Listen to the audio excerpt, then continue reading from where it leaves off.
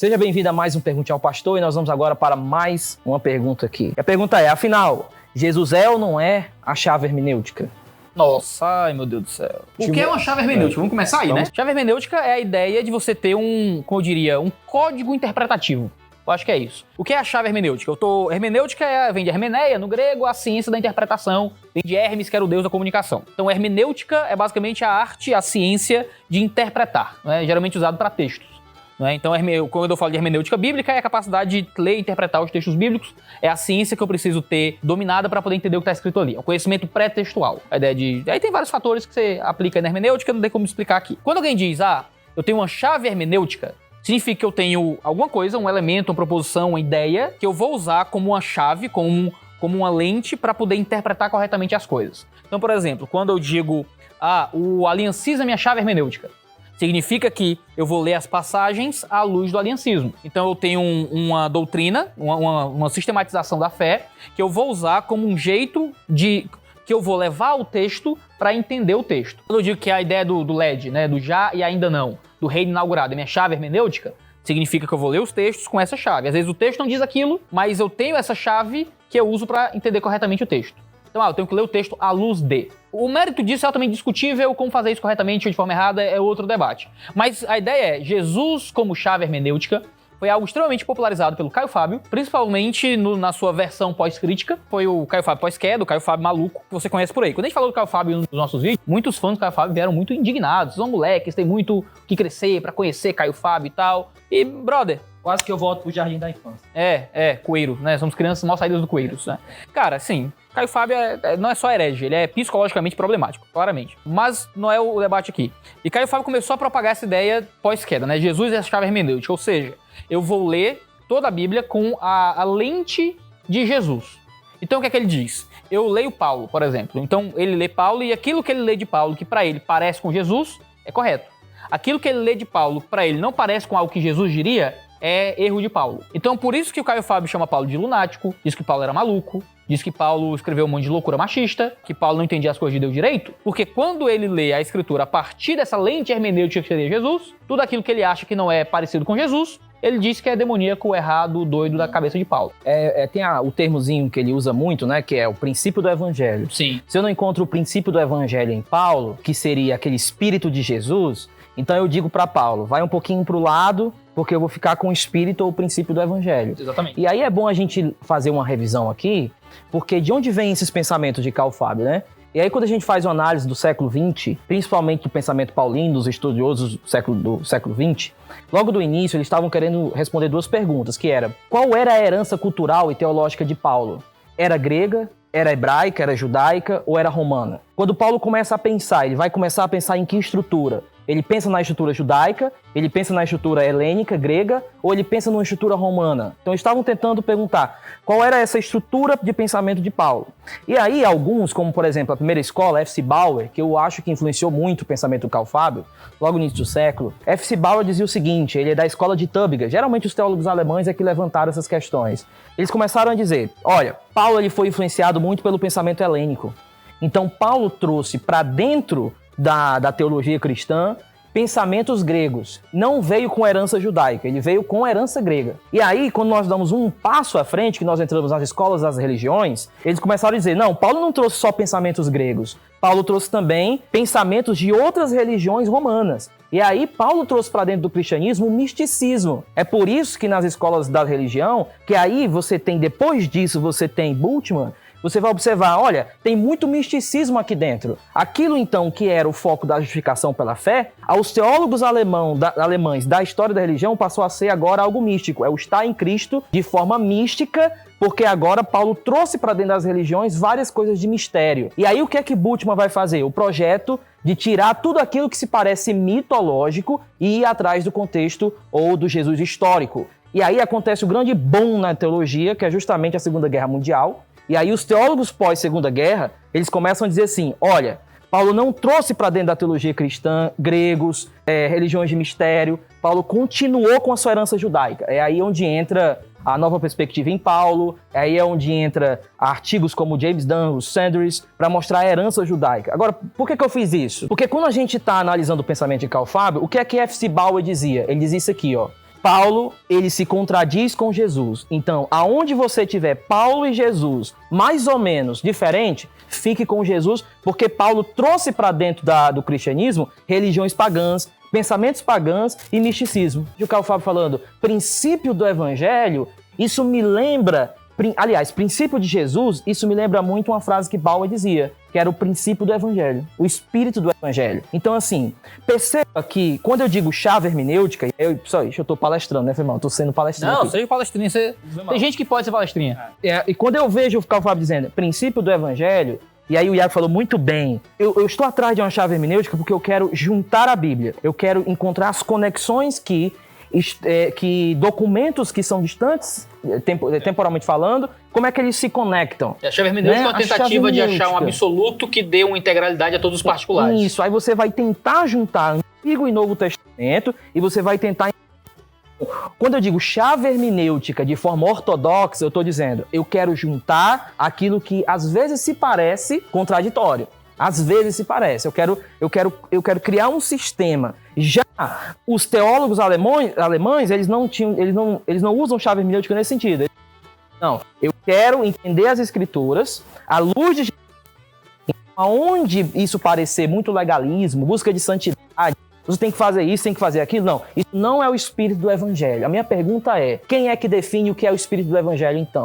Quem é? Quem é? O cara diz assim... Porque a loucura é que, assim, quando o Caio Fábio faz isso, eu vou procurar aqui em Paulo que parece com Jesus. Sim. O que ele está fazendo é tentando julgar Paulo, não a partir de Jesus, mas a partir de si mesmo. Sim. Porque quando Jesus falou em João, no grande discurso de João 14:16, ele diz, o Espírito virá e vai ensinar para vocês coisas que eu não disse. Uhum. Então, Jesus está deixando claro que os apóstolos iam adicionar revelação, iam trazer coisas novas, coisas a mais. Jesus disse isso. Então, quando Paulo traz alguma coisa que Jesus não trouxe, o que Paulo está fazendo é aquilo que Jesus disse que ele faria. O Espírito Santo virá e vai usar os apóstolos para construir mais revelação. Então, Jesus deixou claro que os apóstolos adicionariam revelação. E quando a gente vai ler na Bíblia, a gente entende claramente que não existe nenhuma contradição de Jesus e Paulo. E Paulo em nenhum momento falar o que Jesus, ou em oposição ao que Jesus falou, ou qualquer coisa assim. Paulo adiciona coisas que são inconvenientes a leitores modernos. Então, cara, mas Paulo condena a homossexualidade. Jesus nunca condenou a homossexualidade. Então, Paulo está indo contra Jesus, não. Paulo está adicionando revelação, totalmente coerente com a forma como Jesus explicou sobre casamento e sexualidade, já que ele se aproveita do modelo veterotestamentário quando ele fala de sexualidade a maior parte do tempo. Então, o que Caio Fábio está fazendo no fim das contas não é usar Jesus como chave hermenêutica, é usar Caio Fábio como chave hermenêutica. A chave hermenêutica do Caio Fábio é o próprio Caio Fábio. E usar a Bíblia, não interpretar a Bíblia. Isso, ele quer usar a Bíblia de acordo com seus próprios interesses. Ele quer fazer a Bíblia dizer aquilo que ele deseja. Então é criar uma Bíblia à própria imagem e semelhança. Não é usar uma chave hermenêutica para interpretar a Bíblia. É rasgar a Bíblia ao meio e contra o que Jesus diz e usar Jesus de bucha de canhão para o próprio pecado interpretativo. Tem muita gente que tem esse pensamento hoje em dia que na linguagem parece muito bonito, né? Você, mas eu me importo é com Jesus, eu quero saber o que Jesus disse, eu quero ser parecido com Jesus e tal, mas você acaba criando aquele problema de um cânon superior dentro de um cânon inferior, né? O cânon dentro do cânon. Então, e aí, quando o cânon inferior diz o que você não gosta, né? Como você falou aí, homossexualidade e outros pontos também, você parte pro, não, mas Jesus disse isso, Paulo não disse. Ou Paulo disse isso, Jesus não disse. E tem muita gente que se pega ali alguns textos de Corinto, onde Paulo diz, né? Esse mandamento eu que estou falando, agora sou eu que falo. Ele tá dizendo, percebe, isso aqui não é a palavra de Deus ou a palavra de Jesus, mas é a palavra de Paulo, que a gente entende, tem como autoridade, mas não é a palavra, né? Eu já vi muita gente argumentando isso. Isso é muito problemático. A gente se esquece que toda a escritura, como Paulo escreveu a Timóteo, toda a escritura é inspirada por Deus. E ali, até porque Paulo fala isso. Antigo e Novo Testamento. Até porque Paulo está deixando claro que o que ele está fazendo eu não estou repetindo o mandamento do Antigo Testamento, ou não estou repetindo o mandamento próprio de Jesus, mas eu estou adicionando revelação nesse momento. Então o que Paulo está dizendo não é que aquele mandamento não é divino, mas é que aquele mandamento não veio do Jesus no ministério terreno. Vem agora de mim falando por Jesus no meu ministério como apóstolo. Exato. E além disso, além dessa questão, a gente tem o que a gente também chamaria talvez de hermenêutica cristocêntrica, que aí já é um trabalho mais robusto, mais acadêmico, mais aceitável. Que aí já é mais muito sobre o Antigo Testamento. Sobre o Antigo Testamento. E mas dentro pra da ortodoxia, mim tem essa relação da gente ter o cuidado de diferenciar toda a Bíblia aponta para Jesus, mas nem todo o texto bíblico fala sobre Jesus. Perfeito. Então talvez a chave hermenêutica cristocêntrica, ou Jesus como chave hermenêutica, também dê essa ideia de que a gente tem que procurar Jesus em todos os textos, principalmente no Antigo Testamento. A gente vai lidar muito, por exemplo, com o livro de Cantares, né? Ali é Jesus ou não é? E as pessoas dizem, não é, tem que ter Jesus ali, porque senão não faz sentido estar no cânon bíblico um livro que não fala de Jesus, que não fala diretamente ou indiretamente uma tipologia de Jesus, uma figura de Jesus. Então a gente tem que ter cuidado também. Eu acho que a gente não crê nisso, respeita, mas a gente também precisa falar sobre isso. Né? Assim, a hermenêutica cristológica, a ideia... Porque senão é a mesma coisa. Isso que deixou claro é fundamental. A pessoa pode ouvir Jesus como chave hermenêutica e achar que é a ideia de que todo texto aponta para Jesus ou algo assim. Não é, são duas coisas diferentes. A hermenêutica cristológica e Jesus como chave hermenêutica são duas coisas totalmente opostas. Jesus como chave hermenêutica é uma heresia. Sim. É uma heresia. Exato, isso que eu tô falando pra gente exatamente distinguir. Sim. Que é uma coisa mais robusta, mais acadêmica, pessoas defendem isso com seriedade, mas talvez às vezes as pessoas pensem, chave hermenêutica, Jesus como chave hermenêutica entende a hermenêutica cristocêntrica. Não é, por mais que a gente não concorde também muito, né? Não muito, não tanto. Não concorde total. com isso, mas só e também pra ter esse perigo aí. Eu acho que a gente muitas vezes falha, a gente falha de dois lados. Eu acho que uma coisa a gente falha em pregar o Antigo Testamento sem atualizar em revelação. Porque a gente não pode pregar o Antigo Testamento e um judeu concordar, certo? A gente não pode pregar o Antigo Testamento como se pregasse como um judeu. No sentido de que tem os abismos do texto, né? Tem um abismo linguístico, então eu traduzo do hebraico para o português. Tem um abismo cultural, então eu explico a cultura e tento aplicar a nossa cultura. Mas há um abismo revelacional. O Antigo Testamento apareceu, foi ensinado dentro de um ambiente revelacional diferente do meu. Hoje eu tenho mais revelação, não só sobre o Antigo Testamento, mas sobre a obra completa do Antigo Testamento. Então se eu estou pregando o texto, sim, aí eu acho que é o erro da hermenêutica cristológica. Eu não posso achar que o significado daquele texto era necessariamente cristológico naquele momento. Ou que aquele texto possui a revelação completa acerca da pessoa de Jesus. Mas eu preciso, como pregador principalmente, atualizar aquela revelação. Dizer, olha, isso aqui era sombra do quê? Isso aqui estava dentro de um contexto maior da redenção como? Né? E tentar mostrar como aquela passagem está ligada com algo maior. O erro da hermenêutica cristológica é que às vezes é uma coisa muito apressada. Onde é que isso aqui simboliza Jesus? Olha só, tinha um 7 é Jesus, tem uma letra T aqui, e o T é a cruz, e entendeu? Tem 70 é Jesus, sei lá. Tem uma lã, então se tem lã é Jesus, né? E é meio isso. E não é, eu acho isso totalmente absurdo. Mas a gente precisa, como pregadores principalmente, mostrar como aquilo está dentro da grande história da redenção. Né? Cada pequena passagem de Cantares está dentro da grande história da redenção. Você não vai dizer, tá aqui, ó, Jesus é a igreja. E não faz sentido. Mas o casamento é uma ilustração de Jesus e a igreja.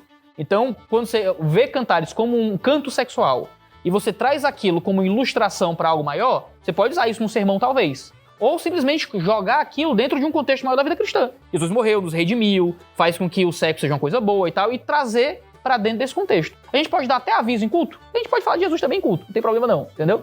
O problema é que eu acho que a hermenêutica cristológica exagera esse processo ou faz de forma muito apressada. Agora, tentar trazer os textos para dentro da grande história da revelação e pegar textos veterotestamentários e atualizá-los no sentido de que, olha, eles só tinham isso da revelação, a gente tem mais isso aqui, eu acho que é fundamental pra gente como pregador. Eu acho que é nisso que a gente vai concordar mais. Até porque a maneira que os próprios autores do Novo Testamento citam o Antigo, gente, pelo menos a maneira que eu leio, eu tô escrevendo um capítulo sobre isso e me dá... Eu escrevendo, eu me sinto... O que eles estão fazendo com aquele texto do Antigo Testamento? Aí, hoje, alguém diria, não, estão espiritualizando e tal. Mas, cara, é um autor do Novo Testamento que tá olhando pra essa forma. O autor de Hebreus, por exemplo. Sim. Pega o que o autor de Hebreus fala da Nova Jerusalém. A Nova Jerusalém celestial. Opa, mas não é física? Então, ele diz assim, vocês já entraram no descanso, vocês ainda vão entrar no descanso. Mas aquele descanso não foi prometido para o povo judeu? Como é que é essa relação? Então, assim, o meu problema com alguns teólogos cristológicos é essa ansiedade hermenêutica, mas nem todos são assim. Esse é o termo. Ansiedade hermenêutica. Sim. É dizer, meu Deus, tem que ter Jesus. Cadê Jesus? Cadê Jesus? Aí você vai procurar Jesus. Aí Gênesis 1. Aí tá lá a criação. Aí, meu Deus, onde é que tá Jesus aqui? E fica esse processo de meter Jesus em tudo. Luz e trevas, então Jesus é a luz. E, sabe, é um negócio meio maluco, assim, sabe? Ansiedade é o melhor termo, cara. Às vezes a hermenêutica cristológica é muito ansiosa hermeneuticamente. E às vezes faz um trabalho muito apressado e tentar jogar Jesus em tudo. Quando às vezes, cara, aquele texto não é sobre Jesus... E você vai ter que trazer outras coisas. que não estão no texto. E esse é o Pra poder colocar no contexto. Esse é o ponto de Cantares que o Pedro falou, que se o cara botar Jesus ali... Dá um problema. Beija-me com os teus beijos. Tu fica em pé, eu fico sentado nos teus pés e boto o fruto na minha boca. Opa. Tem uns negócios complicados em Cantares, pra você botar Jesus ali, certo? E eu creio que difícil. essa ansiedade hermenêutica, ela é quebrada ou pode ser tratada com o próprio Novo Testamento.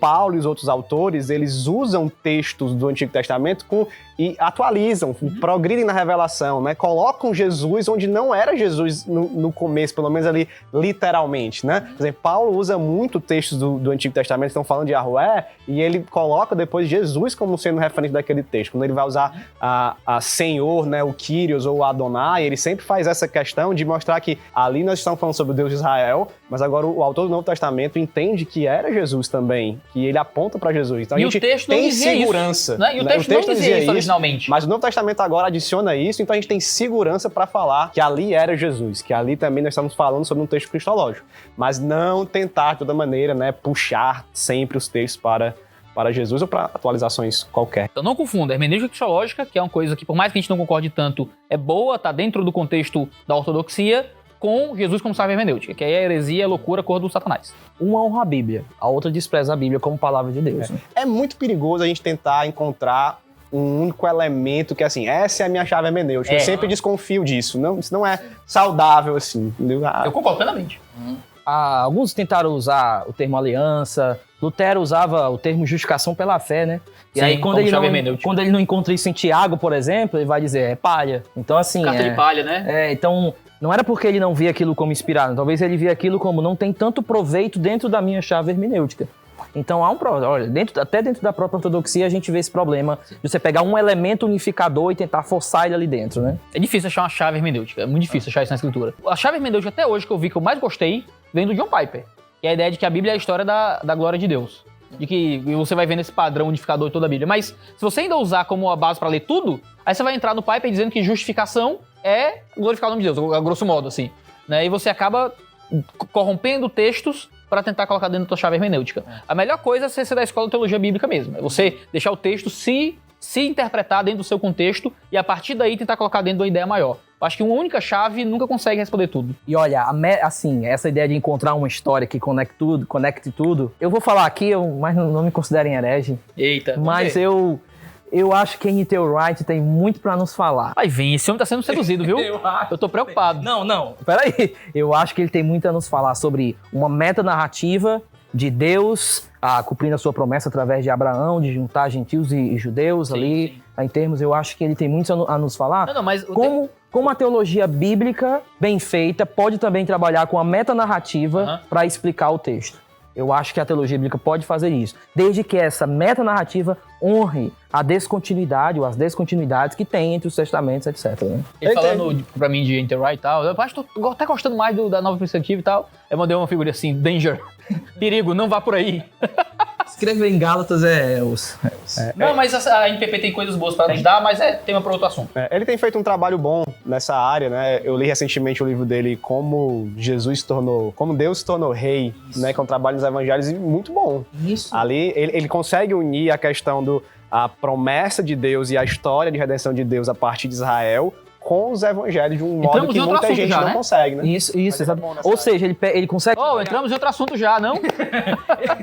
Ele consegue trabalhar a teologia bíblica procurando uma unidade, e ainda que haja os seus excessos, mas ele está procurando algo que une o texto. Sim, né? exatamente. Então é isso, gente. Esse foi o vídeo de hoje. Espero que você tenha gostado. A gente se encontra no próximo vídeo do 2 Dedos de Teologia. Valeu! Quando ele tenta contrapor os dois, já pensa isso aqui, mano. E continua o quê? Do nada tu parece que é atrás? Tu acha que ninguém vai perceber que tu tá aqui atrás? Foi o que deu aí, mano.